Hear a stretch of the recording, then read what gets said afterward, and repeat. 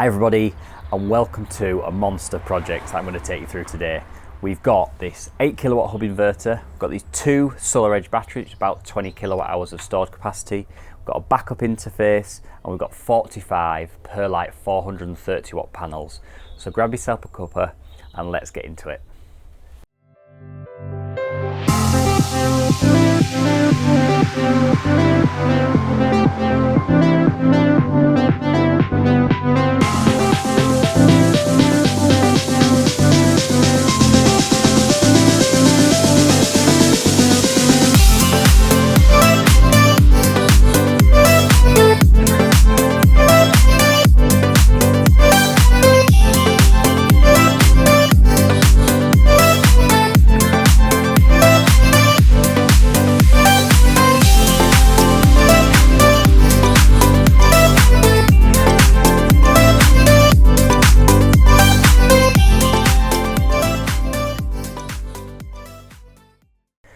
Because there is so much to cover on this one, what we're going to do is we're going to split this into two parts. For this first part, we're going to have a look at the physical install, have a look at the equipment that we've got here, and in the second part of this video, we're going to run through a bit more of the data, how this system's been performing, what tariff the customer's on, and just a little bit of feedback as to how it's been performing since we installed it just before Christmas a couple of months ago. So we're going to jump straight into this now, and let's have a little look back at where we were when we started to install this.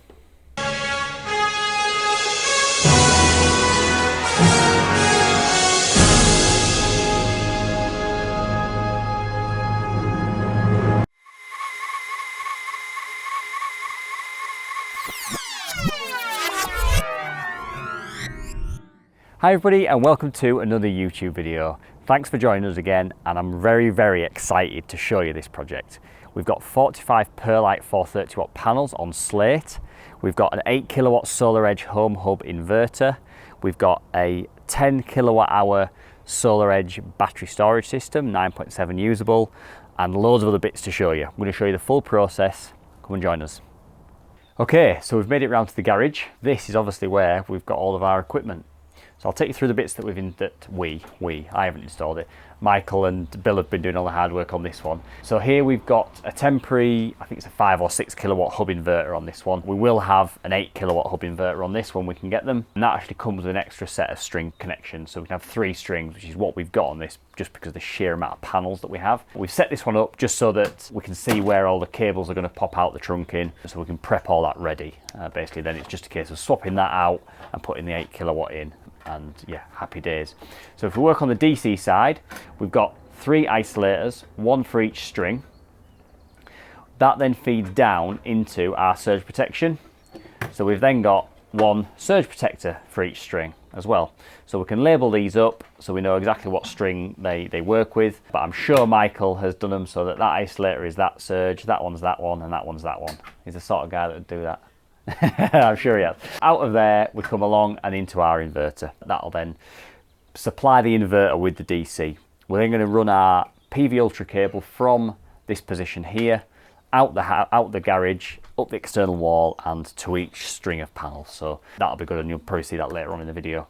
If we move over to the AC side, we've got this nice big chunky 10mm 3-core HO7 flex, because this is going to be an 8 kilowatt circuit, so we're just upping the size of that cable.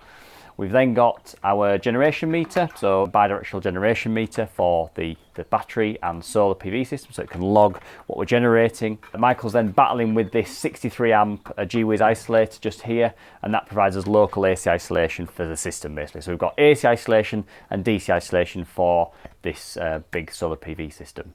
We've then got this battery. So this is what the SolarEdge battery looks like without the cover on. It's a completely sealed unit, and all of our connections are made to this left-hand side here. We've got MC4 connectors. It's a high voltage battery, so this will work at the same voltage as the strings, which allows a more economical and more efficient charging, because the energy coming from the panels doesn't have to alter really, can just flow straight into the battery if the inverter decides that that's where the energy needs to go. So we've got that there. We've got a communications cable here as well to the inverter, so that the inverter can talk to the battery and the battery can talk to the inverter, and they can decide what's happening in the system. We've got this on a floor stand as well. So the floor stand supports the weight of the battery, and you can put these directly onto the wall. However, the floor stands allow for an easy addition in the future, and one thing the customer definitely wanted was for us to set it up to actually be an easy system to add stuff to, because it's very hard to know exactly what size system you want. But this customer's going through quite a lot of change with electrical and floor heating, another pool heater, and loads of other bits, and trying to go more electric. So we wanted to fit this stand here so that we can just keep coming out with batteries if the customer decides they want it, and if when we're looking at the data we decide that actually it'd probably be worthwhile. That also factors into the discussion around backup protection. It's maybe one for a separate video. We've got this battery in here ready.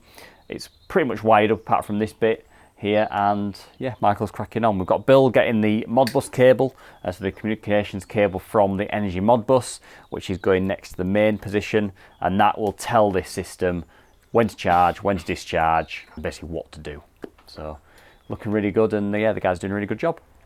Okay, so this is basically the DB end of the property. So just behind this wall here, we've got the main house meter, main house distribution board, and that's where we've actually got, there's a switch fuse unit that supplies that garage DB. So we've got 63 amps going to that DB, 60 or 63 amps. So we've got loads of capacity there, and works really well for us, not having to run a massive chunky cable all the way around here and into this position here. So it's really good. What Bill's working on now is getting our Modbus cable in, which is this internal, external should I say, rated Cat6 cable.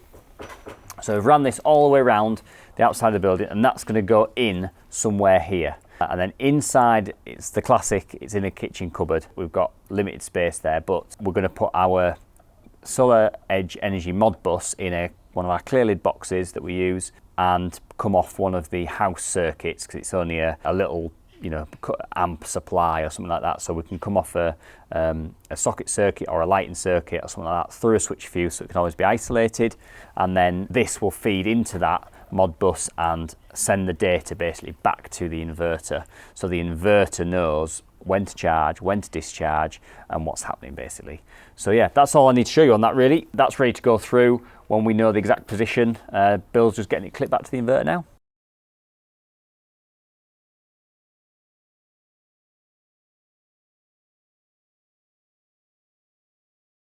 Okay, so we've come into the dry garage. I've downed my cup of tea, and we're going to go through what we've got in this garage now. So you can see here, this is where kind of the heart of the system is. We've got, if we start from the top, we've got our 8 kilowatt hub inverter. So you'll see, if you've watched other videos, that this looks a little bit bigger than some of our other inverters that we've fitted, depending on what videos you've watched. This is the hub version, but all that basically means is it's the slightly newer version, and it's got the backup potential available. So this basically can take the home off grid, or it can continue powering the home if there is a power cut to a certain limit. It can't do absolutely every scenario, but this allows the inverter and the batteries to work together in island mode to effectively supply power into the house. We'll cover a little bit more of the backup interface as we go through the video. So this is called the hub inverter. The wave inverter is basically exactly the same, but it just doesn't have this extra box at the bottom here. So this part here is the magic box that makes you go, or helps you go off grid. So if it was the wave version, you can see it says wave there, you would just have this top box, and all of these would be plugging in directly into this inverter here. But we've got the hub, so we'll continue through the process. The next big hitter in this system are the battery units themselves, so the battery modules. So each one of these is 9.7 kilowatt hours of usable capacity. Let's call it 10 for easy maths for now. So we've got 2 of these sat just on floor stands just here, and the reason it's on a floor stand is we're a bit limited for wall space here. So you could have these along your wall, but the floor stands are quite expensive, to be honest, for what they are, but they do allow for a more compact install. The customer's already mentioned this morning that it might be interested in having a third battery. So that would mean that we would buy another battery, another floor stand, and the battery would sit in front of this one and basically just wire into this one here. So these just daisy chain along, and then we'd have 3 batteries in this system. You can have up to 3 batteries in the system as well on one inverter. So that would max out this system. meaning that if they wanted any more battery storage, don't think they will do, to be honest, they would need another inverter, which means more DNO and everything else. But we can have up to 3 batteries in this, and I'm going to just go through the benefits of having a DC coupled battery on a system like this in a little while. I'll go through the rest of the equipment first. So then we've also got within this system, if we look at the AC side, we've got a generation meter, which I'd love to see disappear, to be honest, but we do need to install it through because of MCS at the minute. We've then got a big chunky 63 amp rotary isolator. It could be smaller, but we tend to just stock the 63s and the 32s. And because it's an 8 kilowatt inverter, it's over 32 amps, so we've just gone to our 63s. Nice big areas in there for wiring, so we like to use that. And then we've got our distribution board just here. So that's quite nice and close. We've then got our document holder, which has got our schematic drawings in, and manuals or anything else that we need to display as part of our install.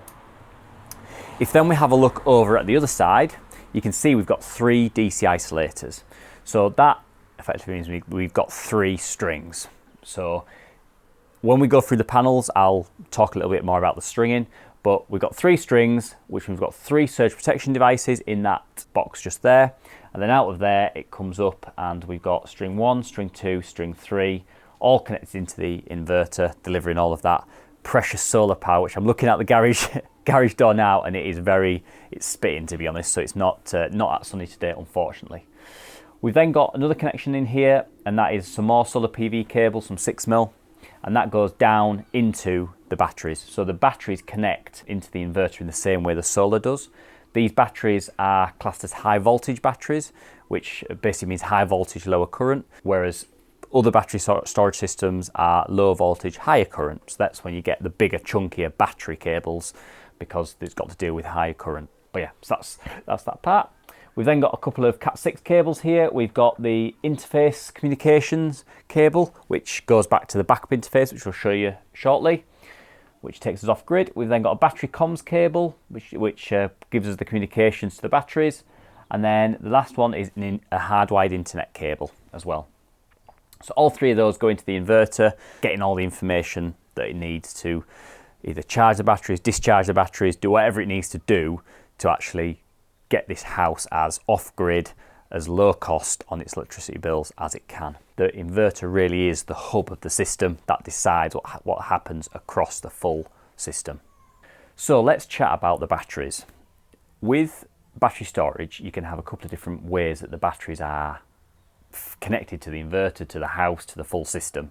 You can have AC and DC coupled, and we've done some videos on our YouTube before about the differences between AC and DC coupled.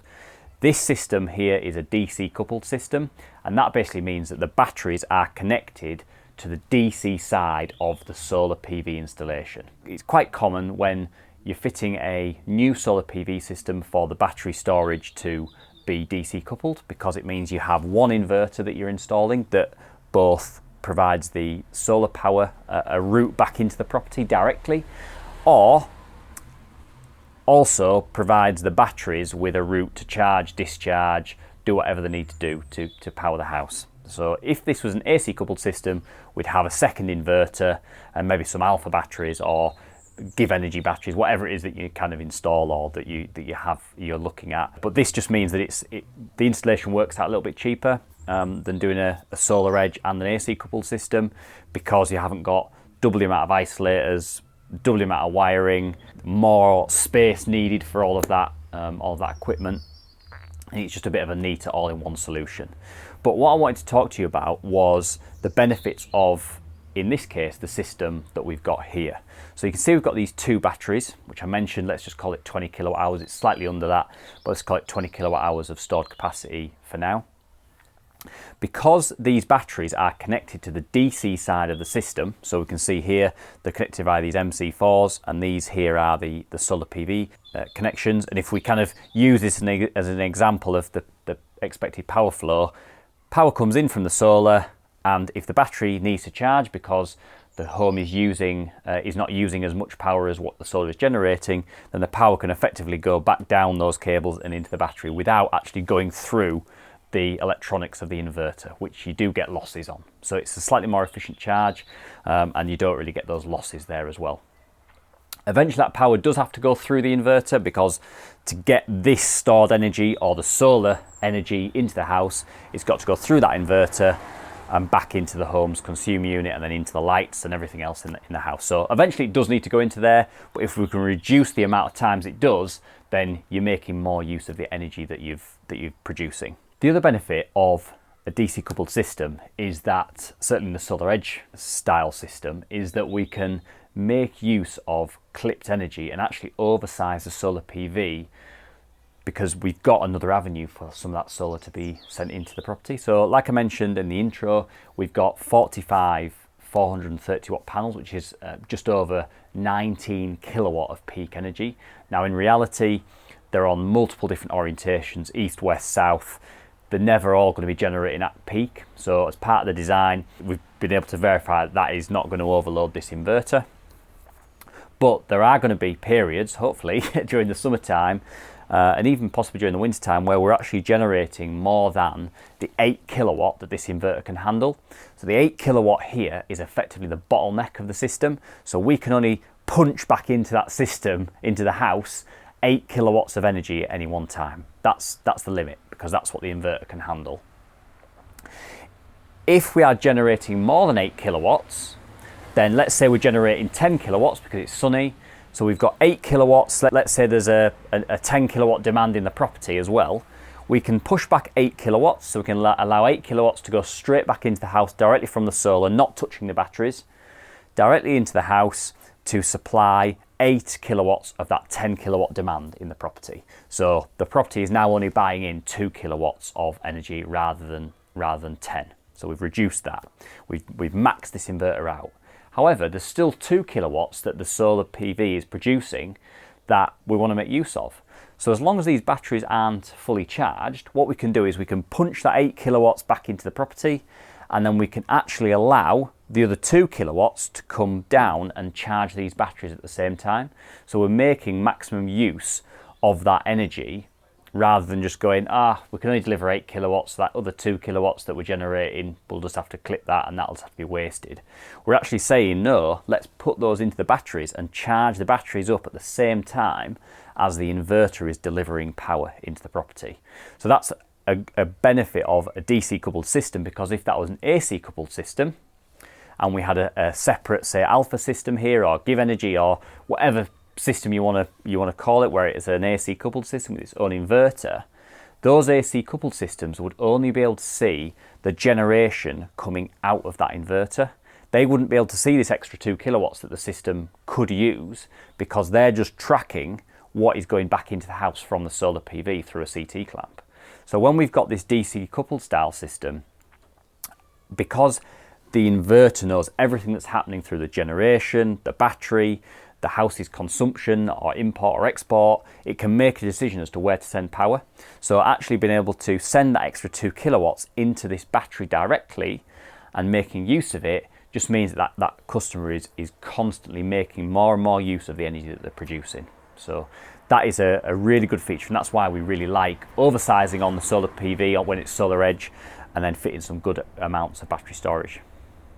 Okay, well, we've come out to the garden now. It stopped raining for the minute to show you the panels on the roof as a finished article. So unfortunately, with where this property is, it's too close to the airport for us to get the drone up. So we're going to do our best to show you this system from the ground. It's unfortunate, but them's the rules. I'll take you firstly through how many panels we've got on each roof. So I've had to get my phone just to remind me of how many we've got. So on the back of this roof here, we've got 22 of the Perlite 430 watt panels. You'll see this in the next part of the video with regards the layout exactly, because we'll show you the SolarEdge design. We've then got 14 on this roof just here. You can see everything's got solar skirt on for bird protection, but it also allows it to kind of merge into the roof a little bit.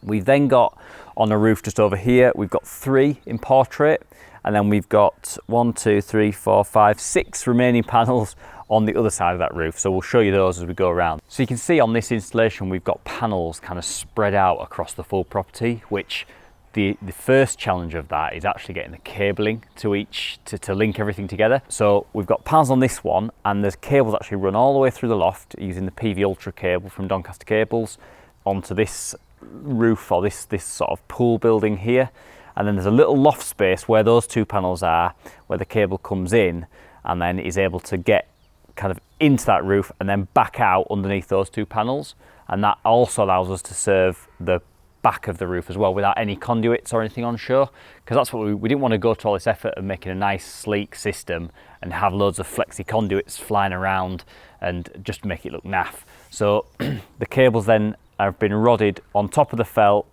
underneath the slates to get us to this set of panels, and then same again from that set of panels to these other 2 just that side. We had to split the panels up a little bit as well, just because we've got the Velux windows there, or the roof lights, which was a bit of a challenge because we've got to mount everything where the rafters are, but I think we've got the really good end result. The customer's really happy, which is the main thing, and it's looking really, really good, as I'm sure you'll agree. Okay, so you might be able to see, it's quite hard because we can't get the drone up, but you might be able to see here we've got the panels of this roof just there. So we've got effectively 1, 2, 3, 4 different aspects on this. So if this wasn't SolarEdge, we'd have to do that over most probably 2 inverters. So even though SolarEdge costs more, it's one of those things where actually it allows you to spread the panels out in much easier than a standard inverter. It also allows us to do bigger strings, so you haven't got as many strings to wire. Even though the kit costs more, it's a lot more flexible with what we can do. So if the customer wants to add more panels to anything along here, or has a bit of an extension and wants to add panels, because obviously we've got some more roof space up here, then as long as we're working within the parameters of the SolarEdge inverter, there's the possibility that we can do that. And we haven't got to worry about a different aspect or a different pitch or anything like that, because the SolarEdge system optimizes it as best it can to work with multiple different pitches, orientations, and even panels. You know, they might want to add panels to that roof in 5 years' time, and we haven't got to try and find some of these panels that might not be available anymore.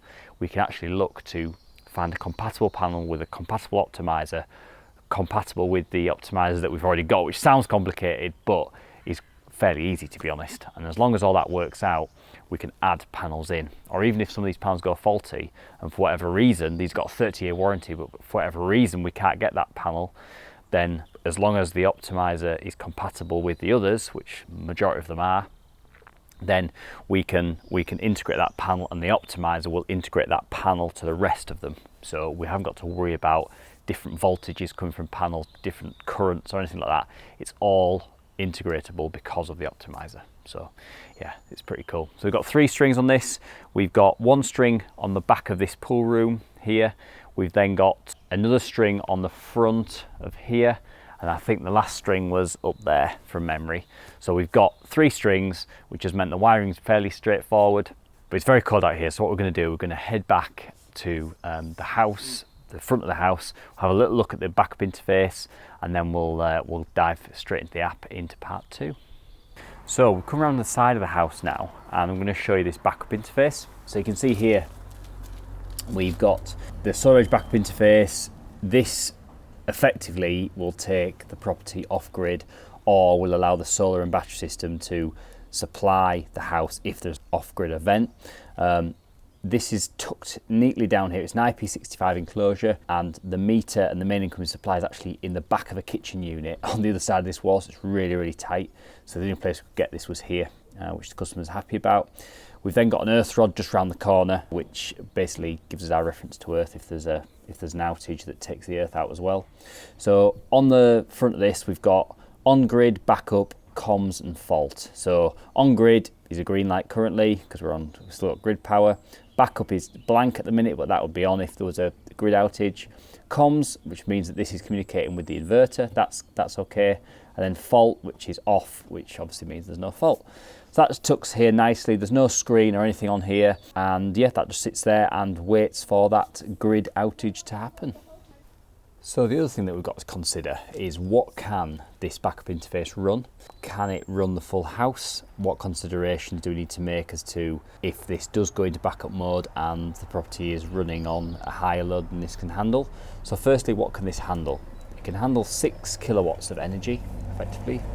It can handle 5 kilowatts from the battery and 1 kilowatt from the solar. If the grid outage happens at night, then we've got a 5 kilowatt limit.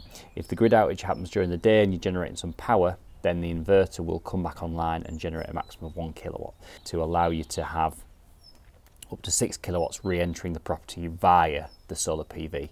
This in here has got a big contactor, so that will disconnect the connection to the grid. So the cables from the meter effectively come into this first, and then from here go back into the installation, which means that there's no chance that any energy from the solar or battery system can go back to the grid, meaning that the grid is still fully isolated. The consideration with this is that if you have a large property with a lot of electrical demand and suddenly the system goes offline and this kicks in, if you've got a lot of demand there, then this will basically trip out again because there's not enough power at 6 kilowatts or 5 kilowatts, depending on when that grid outage happens, to actually continually supply the house with 7 or 8 kilowatts of power. So when designing systems, it's very important that we assess what's happening in the property. Now this one we assessed that the chances of everything being on are very low. This property does have quite a lot of high usage equipment, but it's all quite sporadic. So we did this on a full grid backup system. If we'd assessed that this place needed the loads to be split, then what might have happened is we might have had to install a secondary distribution board with some essential loads within it, have this supplying that essentials loads dB, and then basically not have this at the start of the installation. This would be after a connection that the main house dB was fed from, and then from that connection into here, and then from here into the essentials dB. But every house is different, and that's why it's important to have an installer or a designer that looks at that sort of thing, rather than just ticking a box, we're going to sell you this, sell you that. We're wanting to really design these properly. So yeah, that's what the parameters are of this backup interface, and I don't think it's actually operated yet. Don't think it's needed to. So yeah, fingers crossed that all goes well. It's passed all the functional tests, but and it's there ready to go when there is a grid outage, which hopefully will be very rare. Okay, so back where it all began, tea in hand, and that is it for part one. So we've covered the inverter, the batteries, the panels, a bit of the wiring, the backup interface, the physical elements of this job. Now, we all know that the physical elements as electricians are the really sort of cool, interesting bits. We like installing that sort of stuff. And to a customer, I suppose that's similar. But what the customer really wants to know is, how much am I generating? How much am I saving? What can I do with my tariffs? Things like that. And that's what we're going to go into in part two now. So I'm going to get a little refresher of my cup of tea, and then we're going to go into part two and start digging into the app and basically how this system's been performing. So join us in part two. Thanks for watching part one. Subscribe and all that. I'm not going to keep going over that. But yeah, thanks very much for watching, and we'll see you soon.